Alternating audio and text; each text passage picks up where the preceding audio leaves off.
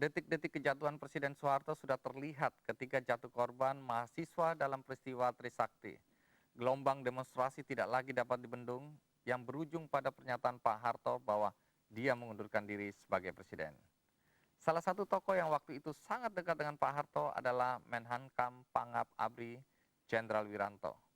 Sebagai pimpinan militer tertinggi dan orang yang dekat dengan keluarga Cendana, Jenderal Wiranto diyakini banyak mengetahui apa yang terjadi pada saat-saat kejatuhan Pak Harto.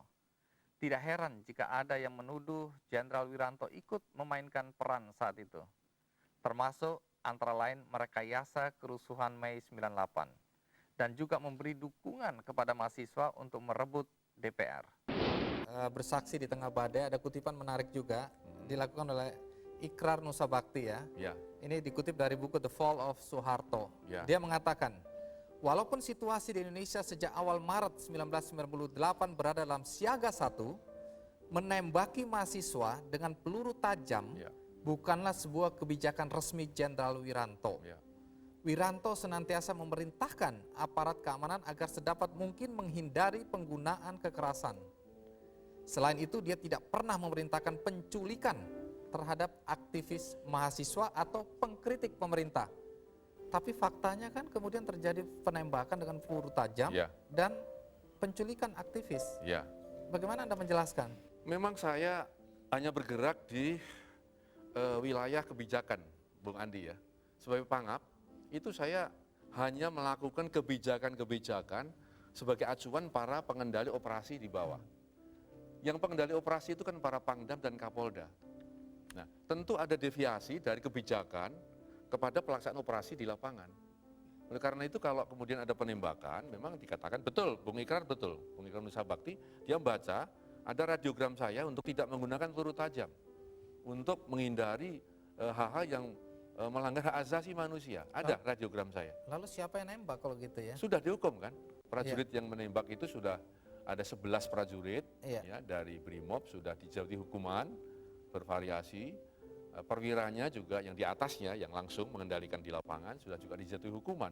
Sebenarnya sudah dilaksanakan secara hukum. Maksud saya sebenarnya siapa yang memerintahkan? Sudah dalam persidangan ketahuan. Ya, mereka berinisiatif karena situasi yang sangat menegangkan saat itu. Dan tidak ada paksaan bahwa mereka harus mengakui itu ya? Karena mereka anak buah, udah akui aja, pokoknya selamatkan komandan. Kira-kira begitu, cara berpikir saya sebenarnya. Saat tampil di Kikendi, Wiranto juga menjawab soal tudingan bahwa dia mengkhianati Pak Harto. Juga soal kontroversi buku B.J. Habibie yang bercerita tentang upaya kudeta yang dilakukan oleh Pangkostrat Jenderal Prabowo terhadap Presiden Habibie. Buku yang ditulis Habibie ini memang menimbulkan kontroversi.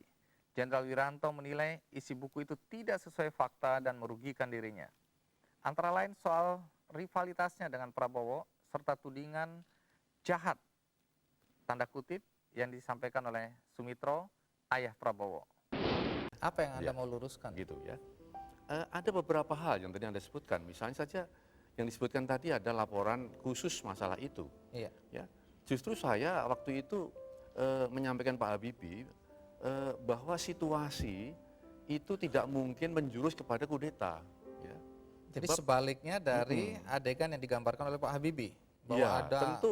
Tentu bisa sebaliknya, bisa juga melengkapi. Tapi saya katakan bahwa setelah ada reaksi Pak Habibie, adanya suatu penumpukan pasukan ya di kediaman maupun di istana, tentu ada suatu kekhawatiran akan terjadi suatu kudeta.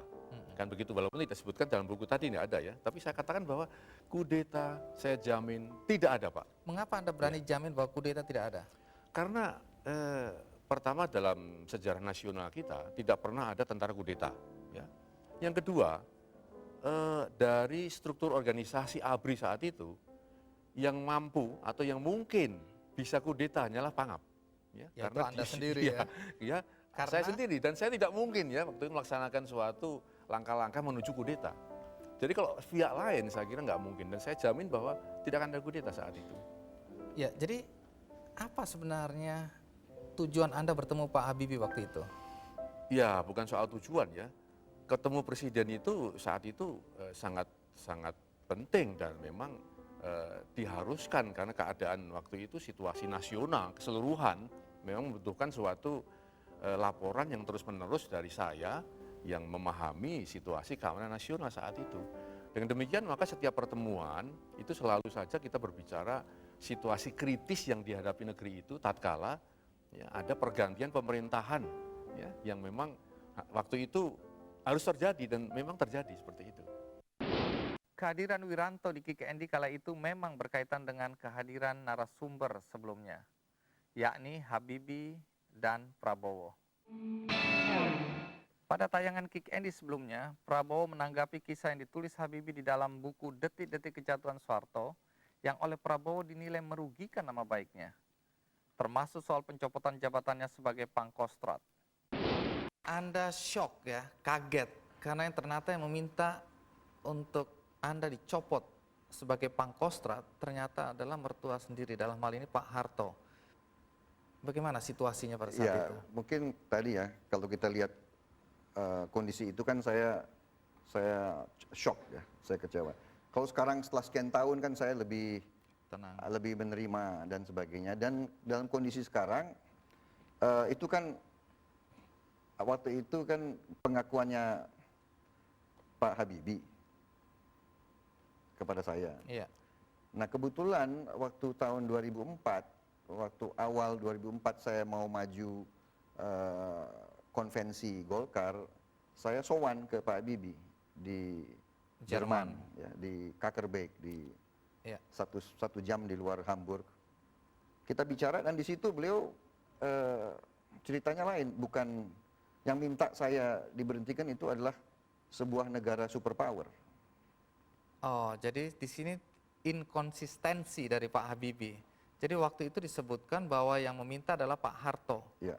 Tapi kalau dalam buku Pak Mitro kan Pak Harto meminta kepada Pak Wiranto, bukan kepada Pak Habibie dalam cerita itu. Kira-kira bagaimana yang Anda tangkap? Persisnya saya kok mungkin itu, mungkin Bung Andi bacanya ya, persis waktu timingnya mungkin ya di buku itu. Iya. Jadi yang jelas. Tapi yang menyampaikan Pak Iya, Habibie ya? iya.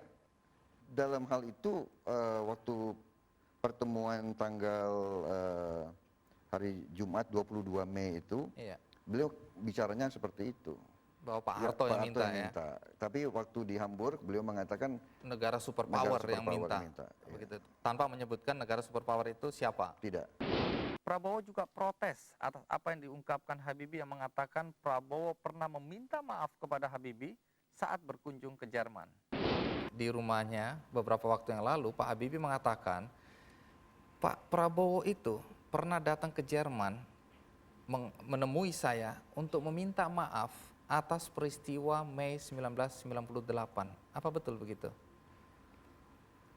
Sekali lagi dengan segala hormat, saya tidak datang untuk minta maaf dan saya tidak pernah minta maaf karena saya tidak merasa bersalah. Jadi Anda mengunjungi dalam konteks apa? Dalam konteks sowan kepada seorang yang dituakan.